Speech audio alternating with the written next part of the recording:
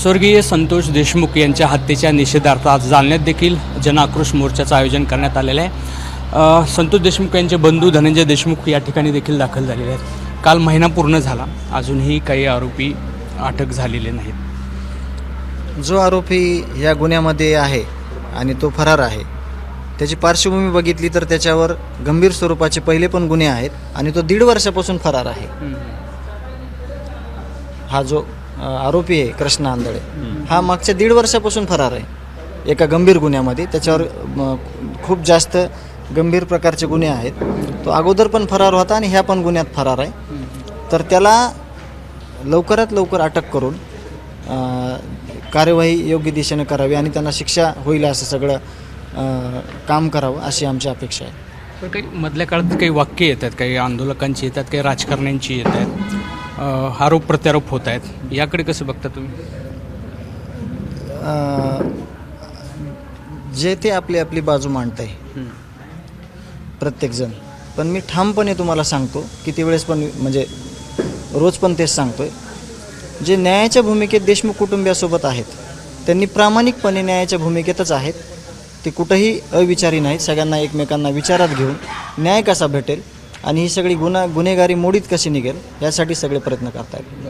काही जाती रंग देण्याचा प्रयत्न होतो काही लोकांकडून, त्यांना काही तुम्ही सांगाल? हां, सांगतो ना, जे जाती रंग देतील ना ते मग 100% ह्याच्यात जातीवादी आहेत। कारण का मी पहिल्या 7व्या दिवशी जे बोललो होतो ते आज पण सांगतो।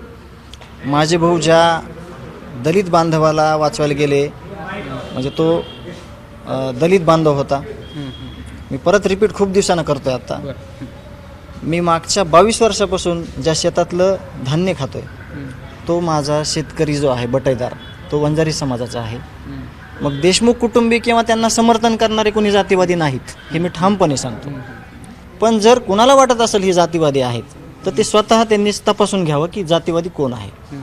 देशमुख कुटुंबीय तर नाही, सगळ्यांना माहिती आहे, सगळं गाव 18 पगड जातीचे लोक तिथं येत आहेत, समर्थन करतायत, नव्हे तर खूप मोठा आधार देत आहेत, न्यायाच्या भूमिकेत रोज भूमिका घेत आहेत।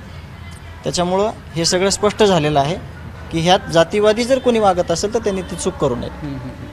काही ह्या गोष्टीचा राजकीय फायदा घेण्याचा प्रयत्न करतील किंवा करत आहेत का, अशी काही तुम्हाला शंका आहे? सध्या तर काहीच नाही, तसा राजकीय कुठला फायदा नाही। सगळ्यांची भूमिका एकच आहे, त्याच्यामध्ये सत्ताधारी आहेत, सगळे विरोधक आहेत, भूमिका एकच आहे, सगळे एका व्यासपीठावर येऊन न्याय मागतायत।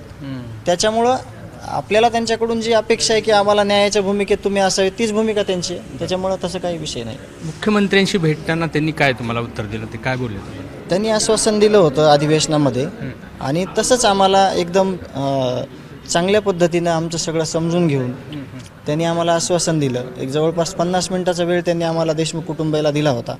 आम्ही सगळ्या गोष्टी सांगितल्या की हे कसं घडलं आहे, कशा प्रकारे घडलं आहे, म्हणजे काय पार्श्वभूमी आहे सगळ्यांची, हे सगळं सांगितलं। त्यांनी आम्हाला आश्वासन दिलं की कुणालाच सोडलं जाणार नाही आणि आम्ही त्यांच्यावर विश्वास ठेवला आहे, ते नक्कीच आम्हाला दिलेलं आश्वासन पूर्ण करतील। तपासाचा काही फॉलोअप घेताय तुम्ही त्याच्याबद्दल काही समाज? आम्ही घेतोय तपासाचा फॉलोअप, पण आता CID-कडे तपास असल्यामुळं ते बऱ्याचशा गोष्टी गोपनीय ठेवत आहेत आणि म्हणजे की एक गोष्ट कॉमन नाही व्हावी कुठली, तपासात त्यांना कुठले अडफटे येऊ नयेत, तर चालू आहे त्यांचं। आता गाववाल्यांनी आरोपी पकडण्यासाठीचा 10 दिवसाचा अल्टिमेटम दिला होता, तो उद्या संपतोय। त्याच्यात 2 आरोपी पकडले गेलेत, 1 आरोपी फरार आहे। तर गाव पण काल गावात आम्ही पैठण या ठिकाणी आलो असताना गावामध्ये बऱ्याच लोकांच्या प्रतिक्रिया घेतल्या, तर गावाचा पण काही ठराव होईल असं वाटतंय, कारण त्यांनी सांगितलं की आम्ही 2 दिवसानंतर परत मग पुढची दिशा काय असेल न्याय मागण्याची ते आम्ही ठरवू। ठराव काय घेणार आहेत ते नाही माहिती मला, गावकरी जे ठराव घेतील ते मला काही माहीत नाही, कारण जल आंदोलन केलं होतं त्यावेळेस मला कल्पना दिली नव्हती आम्ही काय करणार आहेत ते। स्वरूप आंदोलनाचंच असेल? आंदोलनाचं स्वरूप असेल आणि चांगल्या मार्गाने असेल, म्हणजे शांततेच्या मार्गाने सगळं असेल। किंवा उद्या घेऊ शकतात ठराव? उद्या ठराव घेतील ते। ABP माझा, उघडा डोळे बघा नीट।